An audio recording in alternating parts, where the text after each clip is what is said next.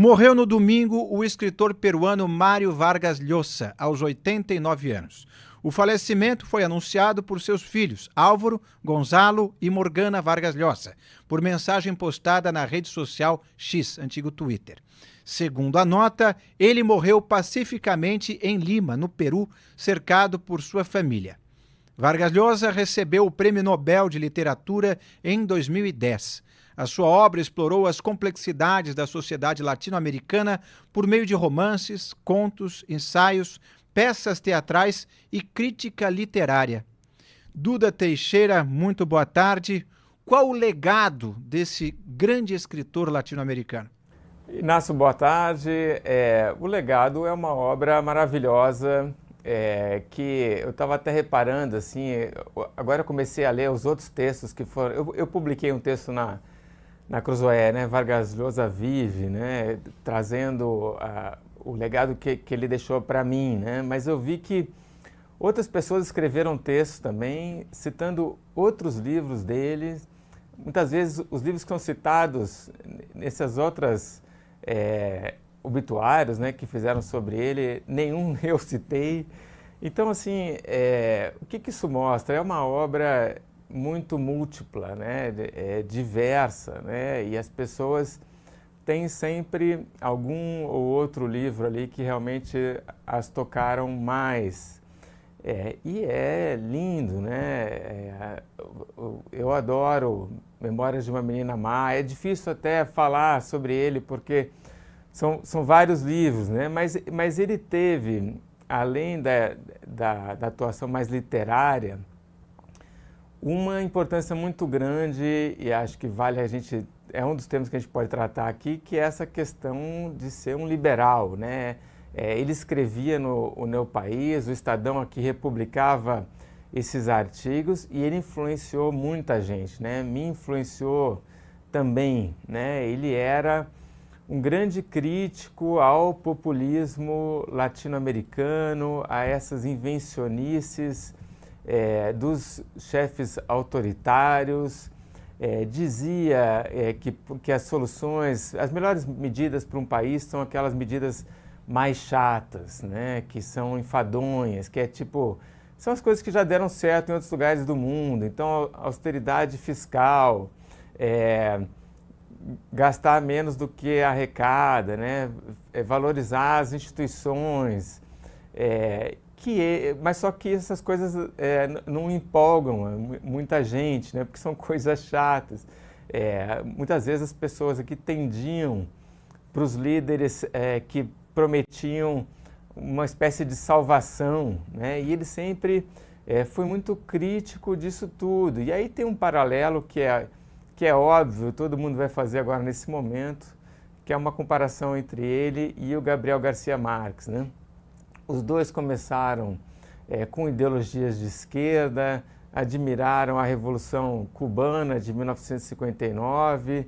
Eu lembro em algum texto do Vargas Llosa que ele dizia até que ele chegou a fazer protesto em frente a alguma embaixada americana pelo mundo, mas quando Cuba começa a prender dissidente, perseguir homossexual, perseguir poetas, ele falou: opa, tem alguma coisa errada aqui, tira o pé e vira um grande defensor do liberalismo e um crítico do comunismo. E o Gabriel Garcia Marques, colombiano, sempre permanece ali apoiando esses chefões autoritários comunistas, né?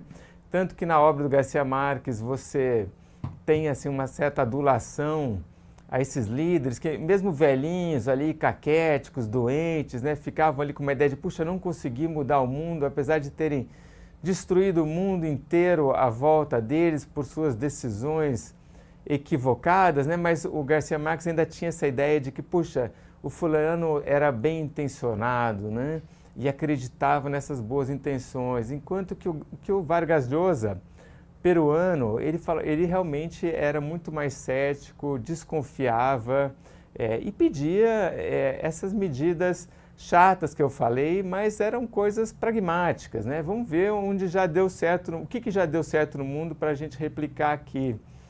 E teve, esses ensaios dele foram muito influentes, né? influenciaram muito, aliás, também o Álvaro Vargas Llosa, filho dele, que escreveu o Manual do Perfeito Idiota Latino-Americano, né, que também foi coautor e também foi super influente. E o Álvaro, já nesses últimos tempos, estava assim, já meio que acompanhando o pai em algumas viagens para o Peru. O Vargas Llosa tinha aquela coisa que ele morava no Peru e morava na Espanha, né? Ele fazia um pouco, então, essa ponte entre dois continentes, né? E aí, já mais para o final da vida, ele já tinha parado de escrever essas colunas dos jornais, já tinha parado de dar entrevistas, e aí o Álvaro estava fazendo essas viagens com ele para o Peru, para ver os lugares onde ele tinha vivido, encontrar os amigos. Então, teve aí uma longa despedida do pai, e que deu até as instruções de como ele gostaria, né, de ser enterrado no final da vida. Então, que vai ser uma coisa super discreta, familiar, só entre amigos, o corpo vai ser incinerado. Então, de fato, é uma despedida que tem muito a ver com as ideias dele, né? Que realmente o cara que foi contra esse populismo religioso da América Latina, no fim, está fazendo uma despedida super privada, e o que fica para a gente são essas obras maravilhosas que ele escreveu. Exatamente. E para Duda Teixeira especificamente ainda fica o fato dele ter tido um dos seus textos, chamado Socialismo do Século XXI, elogiado em artigo do Mário Vargas Llosa, que saiu inclusive num dos livros dele, Sabres e Utopias. É o livro que o Duda Teixeira está mencionado elogiosamente. Agora, fazendo uma viagem pela América do Sul, vamos para um outro país, porque o presidente equatoriano Daniel Noboa derrotou a opositora Luísa González, candidata do ex-presidente Rafael Correa, no segundo turno das eleições realizadas no domingo, e foi reeleito presidente do Equador por mais 4 anos. Com mais de 94% dos votos apurados, dados divulgados pelo Conselho Nacional Eleitoral do Equador mostram que o atual presidente recebeu 56% dos votos válidos, ante a 44% da representante da esquerda. Ao declarar a vitória de Noboa, a presidente do CNE equatoriano disse que os resultados mostram uma tendência irreversível a favor de Noboa. Derrotada, a candidata de Rafael Correa questionou o resultado do segundo turno presidencial, afirmando que não reconhecerá a votação até que a apuração seja revista. Duda Teixeira, esse resultado já era esperado? Tem polêmica? Estão dizendo que ele manipulou, proibiu o voto de estrangeiro, mudou o local de votação. Isso interferiu de fato na votação? Inácio, te agradeço aí pela lembrança do elogio que o Vargas Llosa fez para um texto meu. Tenho isso quase como uma coisa mais importante até que o diploma que eu recebi, até porque o diploma não vale nada, né? Mas seguimos então comentando a América Latina pelo legado do Vargas Llosa, né? Essa eleição então no Equador, o que é importante da gente olhar aí, né? Primeiro, Rafael Correa, bolivariano, amigo de Hugo Chávez. Ele foi já condenado na justiça por corrupção passiva, recebeu propina de empresas, inclusive Odebrecht, vive hoje exilado na Bélgica e segue tentando influenciar, conseguir ali emplacar algum presidente no Equador. E não tem conseguido, né? Em várias eleições, sempre que vai alguém de esquerda apoiado pelo Rafael Correa para o segundo turno, essa pessoa é derrotada porque a maioria dos equatorianos vão lá e votam no candidato anti-Rafael Correa. Então, isso ele não tem conseguido. Outra coisa, uma coisa aí lamentável que aconteceu foi que a candidata derrotada, que é alguma coisa González ou Rosales, alguma coisa assim, que era apoiada pelo Rafael Correa, sai atacando o sistema eleitoral, fala ali de fraude. É uma coisa lastimosa aqui na América Latina.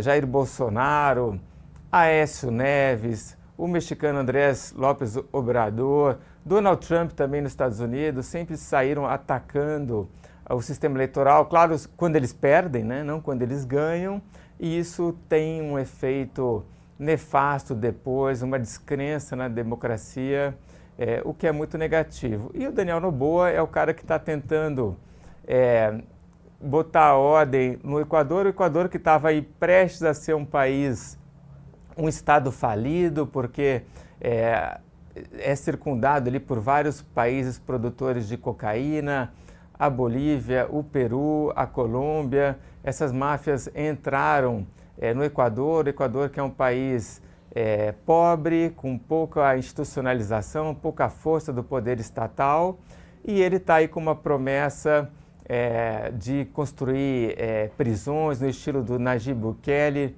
lá de El Salvador.